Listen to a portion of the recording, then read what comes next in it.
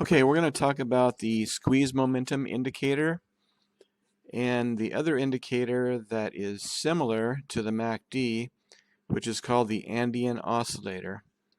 So let's take a closer look at the squeeze momentum indicator first. So you have basically these bars, and they increase on the green, and they start to decrease, and then they go below baseline, and they turn red. So what I've noticed, especially on the 4-hour, is that when the indicators get to about here, just past the peak of the red, now this is selling pressure. Red is selling pressure that outweighs the buying pressure. So there was just a tiny bit of buying here, and then everybody just started selling. Many sellers sell cost average down, just in case the price goes up. So anyway, there's a lot of selling going on here.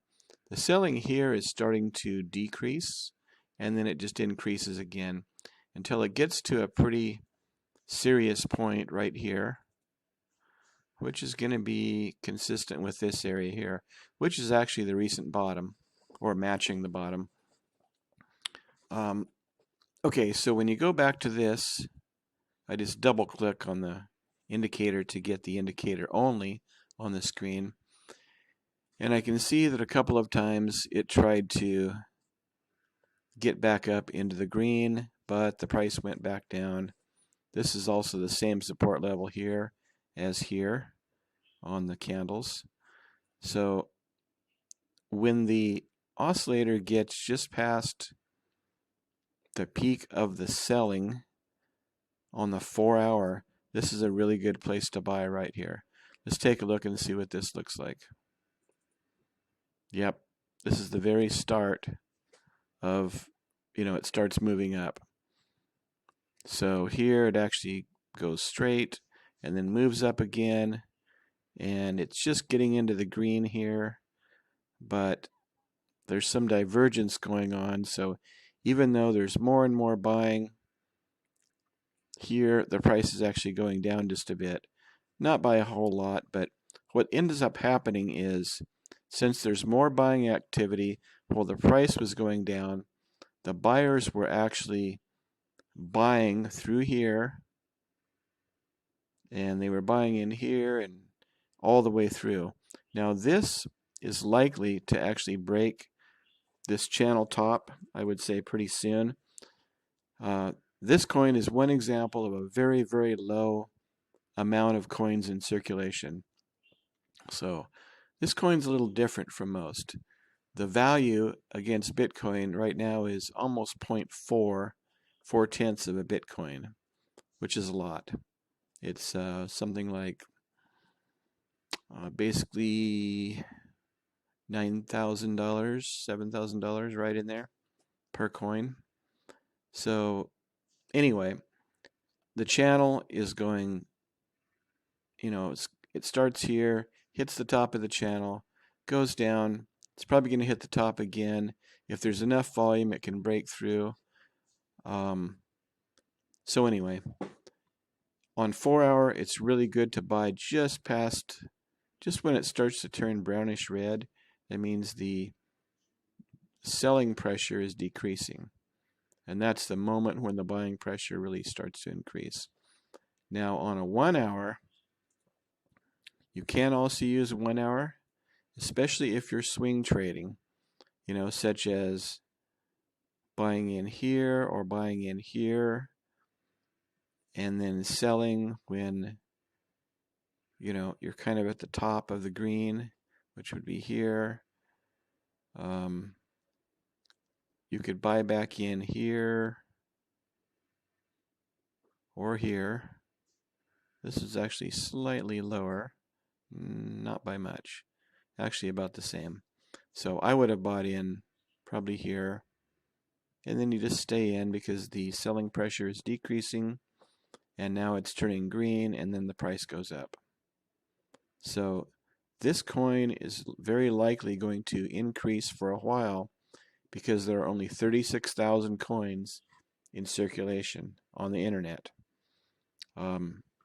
Its sister coin, YFII, there's only 38,000. And this coin is rapidly increasing as well and has been going up for a long time, probably since at least June. So this coin is now worth half of what YFI is worth. So this coin's worth almost 0.4 of a Bitcoin. YFII is worth 0.2 of a Bitcoin. So anyway, these are interesting coins to speculate on. I just wanted to show this because of the constant movement from red to green, back to red for the retrace, back to green, and so forth. So that's pretty much it for the squeeze momentum. But one thing I want to point out is if you want to change the time frame, first I was just looking at 2-day because I wanted to see how far back it went. So you go to 4-hour first, take a look at it, kind of see where you want to buy in. This is increasing on the 4-hour, so I think this coin's going to go, it hit the top of the channel, or hit the top of the ATR zone recently on the 4-hour. So it's probably going to retrace just a little bit, and then go up from there. So you can also go to 1 hour to pin down better entries and exits for swing trading. And you can also go to 15-minute if you really want to get to the best possible buy price,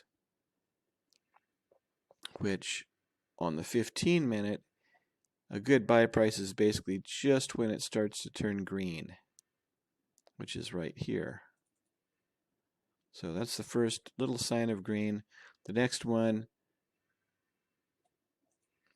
okay, by the next one that's kind of tall, it's already gone up by 10%. So anyway, 15-minute is also good. Now if everything's in agreement on the 1 hour and the 15-minute as far as a good entry, I would say go for it. But before you do that, before you buy in, make sure you have sufficient volume. Sufficient volume means when you look at the volume here on Bitcoin, it should be 50 BTC or more in the last 24 hours. So this is another coin that's just going crazy. SNM versus Bitcoin. Broke a key level here and then went up. So this is something I use a lot. If I can get my screen to draw up, I use key levels. When you have a key level break on the upside, price is bound to just go completely wild, especially when you have good volume like this. So this is a key level. Resistance here went down, and then once it got back up past that area, there was a lot of buying activity, stop limit buy orders waiting to buy up in here. So this thing is just really, really monstrous. It was 1,000 Satoshis on the 16th, 3 days ago. Now it's 2680, 2700, and rising. So this would have been a great one. I had this mapped out and somehow I missed it. So anyway, let's go back real quick and look at the Andean indicator, Andrean Oscillator. So this one here is similar to this is the MACD.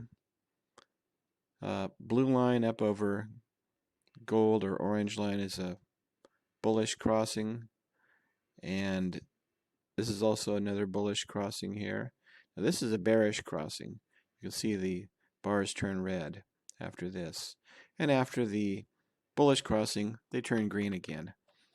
So this one is pretty high up, hard to say where it's going to go, but it may just hit the top of the channel and do another retrace and continue on upward.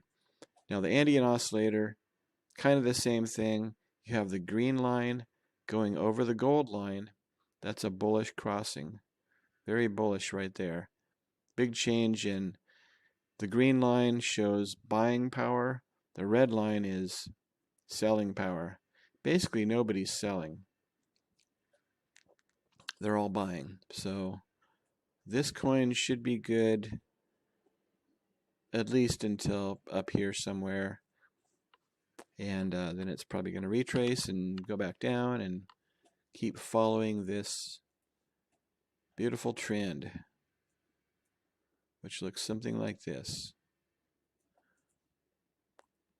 So anyway, I hope that clears things up for the squeeze momentum, Andean oscillator, and a little bit about the MACD.